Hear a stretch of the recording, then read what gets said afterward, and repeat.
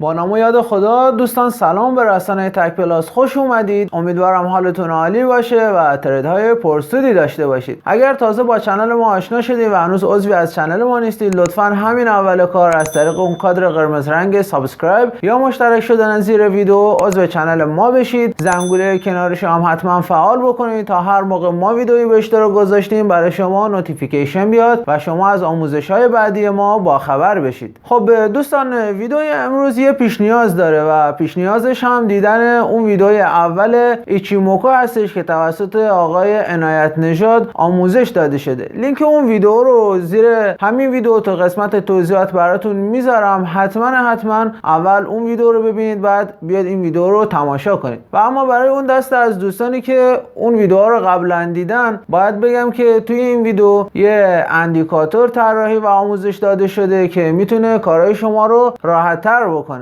این اندیکاتور توسط آقای قنبری طراحی شده و در راستای استراتژی آقای عنایت نژاد هست. بهتره که بریم خیلی سریع پای پی سی و ویدیو رو تماشا کنیم.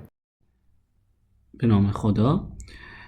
با سلام خدمت دوستان، در خدمتون هستم با معرفی اندیکاتوری که بر اساس استراتژی خوب آقای عنایت نژاد مربوط به کراس تینکنسون و کیجنسن طراحی شده که اگه در جریان باشید، استراتژی ایشون مبنی بر این بود که وقتی که کراسی صورت میگیره، از کراسی که انجام شده تا کراس بعدی هایولو اون منطقه رو در نظر میگیریم. اگر من البته فیلم آموزششون کاملتر توضیح دادم، من فقط برای معرفی اندیکاتور در خدمتتون هستم. من نمونه بگم که ما اینجا خب یه کراس داریم، فقط توضیح مختصر بدم. یه هایولوی داره، این منطقه هایولوش رو در نظر میگیریم. البته خب اینجا هنوز تشکیل نشده، مثلا اینجا که خب یه دوتا کراس تشکیل شده. من خدمتتون توضیح بدم. ما اینجا اولین کراس رو داشتیم، از این های تا این لو که توی منطقه بین کراس نزولی و کراس صعودی هست و مشخص میکنیم. مثلا من دقیقا بگیرم، مربع بود که گفتن یه مربع باید رسم بشه و اگر ما کراس الان صعودی داریم، زیر کراس صعودی این رو قرار میدیم که یه مربع و اون تارگت های ما نصف مربع اول، سقف مربع اول و یه مربع به همون اندازه رسم میکنیم و نصف مربع دوم بود، سطح لول مربع دوم بود و اینجا ما نقطه استاپلاس ما قرار داشت.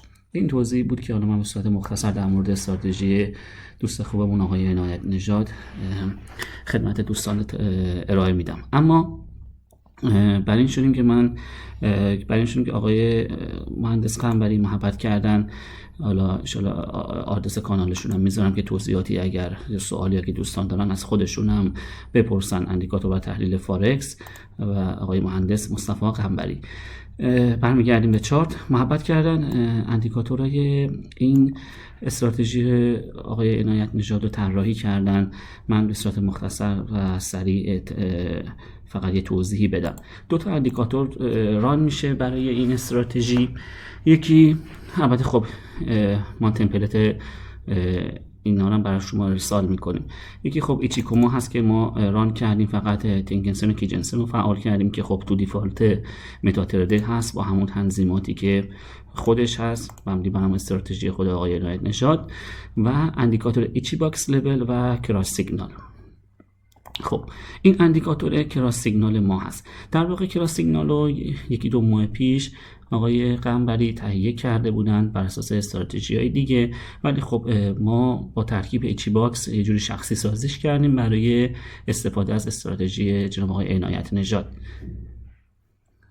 این اندیکاتور کراس سیگنال عملکردش اینجوریه که هر کراسی که انجام میشه که تو تنکن که جنسن، اینجا ستون قرمز یعنی کراس نزولی تشکیل شده، کندلی که کراس نزولی تشکیل داده و این ستون سبز رنگ یعنی کندلی که کراس صعودی تشکیل داده. بله، حالا اندیکاتور اچی باکس لول هم ما ران میکنیم. اندیکاتور اچی باکس لول که بر اساس همین استراتژی تهیه شده به چه صورت کار میکنه؟ خب ما اینجا گفتیم استراتژی آقای عنایت نژاد این بود که وقتی که کراسی تشکیل میشد، کراس نزولی و صعودی های و لو رو میگرفتیم و مربع ها رو مینداختیم. شما نگاه کنید، ما حالا کراس سیگنال اینجا میاد، همین اولین ما 3 تا تیپی براش مشخص کردیم بر اساس تمپلیتی که هست. 3 تا تیپی اول دقیقاً میاد همین نقطه‌ای که خط وسط هست، خط وسط مربع. تیپی دوم سبز رنگه رو اگه ملاحظه کنید، خط سبز رنگ، تارگت سبز رنگ، این میاد سطح اول مربع و نیمه مربع دوم تارگت سوم ما هست. خب حالا اندیکاتور اچی باکس لول کدومه؟ این اندیکاتور اچی باکس لوله. اندیکاتور اچی باکس لول چیکار میکنه؟ نقاط جامونده که تارگت که نخوردن و قیمت بهشون نرسیده رو به صورت یه خط تو آینده تو حال بازار میندازه. اگه ملاحظه بکنید، من تا کوچیک‌تر کنم، من صفحه رو کوچیک‌تر کنم که مشخص بشه.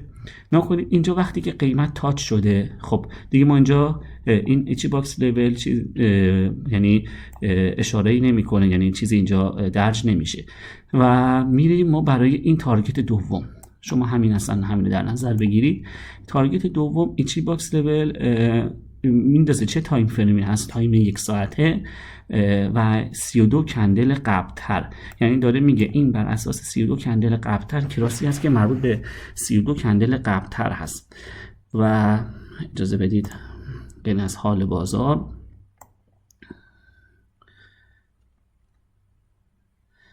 32 کندل قبل‌تر اینجا دقیقاً جایی که کراس صعودی تشکیل شده و اشاره میکنه که یعنی تعبیه شده، جوری تعبیه شده که اشاره که اگه هر اطلاعات اینجا درج بشه مشخص بشه که این مربوط به کدوم، این لول مربوط به کدوم کراس هست و یکی از مزایای خوبی که این اندیکاتور داره. و کراس سوم، حالا شاید بگید و خط سوم و شاید پیش خودتون بگید خب این پس چرا اینجا موازی نیست و لول ایچی لولش کو اینقدر فاصله داره؟ این در واقع مربوط به این نیست، این مربوط به این نقطه جا مونده هست که میخوام توضیح بدم خدمتتون. نگاه کنید، این مربوط به این هست، این لولی هست که جا مونده. پس ما میگیم، پس سوال پیش میاد خب پس لول این کجاست؟ اندیکاتور رو جوری طراحی کردن که برای اینکه چارت شلوغ نشه، اگر این مربوط به هر لولی، مربوط به هر کراسی، مربع های این کراس، تارگت اول تاچ شد، تارگت دوم ظاهر میشه که اینجا مشخصه. اگر اینم تاچ شد به تارگت سوم ظاهر میشه. یعنی جوری این اندیکاتور طراحی شده که برای اینکه شلوغ نشه تو آینده بازار، بالاخره خیلی نقاط جا مونده ما داریم. اگه هر تارگتی تاچ شد، تارگت مربوط به هر کراسی تاچ شد، تارگت بعدی فعال میشه اچی باکس لولش و یکی از مزیت‌های خوبی که اندیکاتور داره. و یه مزیت دیگه هم که داره، البته خب تنظیماتشون رو مربوط به این استراتژی و خب اینجا تغییر دادیم. اینجا تعداد کندلی که ما گذاشتیم دیفالت 1000 تا کندل هست. خب رسم تمامی سیگنال ها رو گذاشتیم با اینکه فیلترهای مختلفی براش تعریف شده، ولی ما خب رسم تمامی سیگنال ها رو گذاشتیم. نوع تیپی برگشت از اشباع در ایچی، 2 تا تیپی داره که اینو ما در نظر گرفتیم و خب دیگه چیزای دیگه شو بعضی چیزا رو تغییر دادیم. یه مورد دیگه هم که هست، مولتی تایم فریم هم داره که ما اینجا فالس کردم. اگر بخواین تورو بکنید، چون بر اساس 1000 تا کندل بخواد بررسی کنه، ممکنه متا هنگ بکنه. بر اساس 200 تا کندل باشه، حالا من 200 تا کندل اخیر رو بزنم برای نمونه فقط میخوام بگم.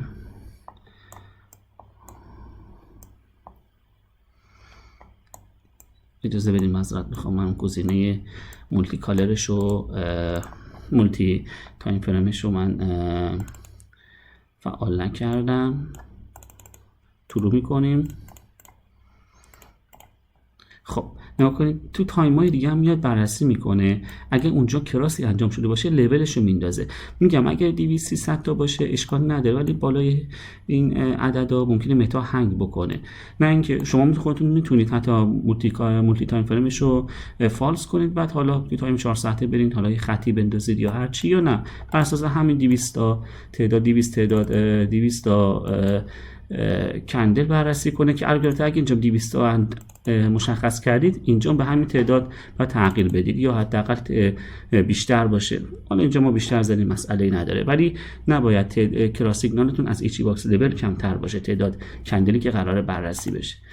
حالا من بازم حالا شخصا میذارمشون توی فالس میکنم و همون 1000 تا انجام میدم. این یه سلیقه ایه. ما حالا تمپلیت رو بر اساس فالس مولتی تایم فرمش که فالس شده برای شما میفرستیم، شما میتونید تغییر بدید یا اونو ترو بکنید و خب نتیجه ها رو هم بررسی کنید. اگر حالا سوالی یا چیزی بود در این خصوص هم با جناب آقای عنایت نژاد هم با خود جناب آقای مهندس قنبری در مورد طرز استفاده از اندیکاتور میتونید مطرح کنید. در پناه حق باشید.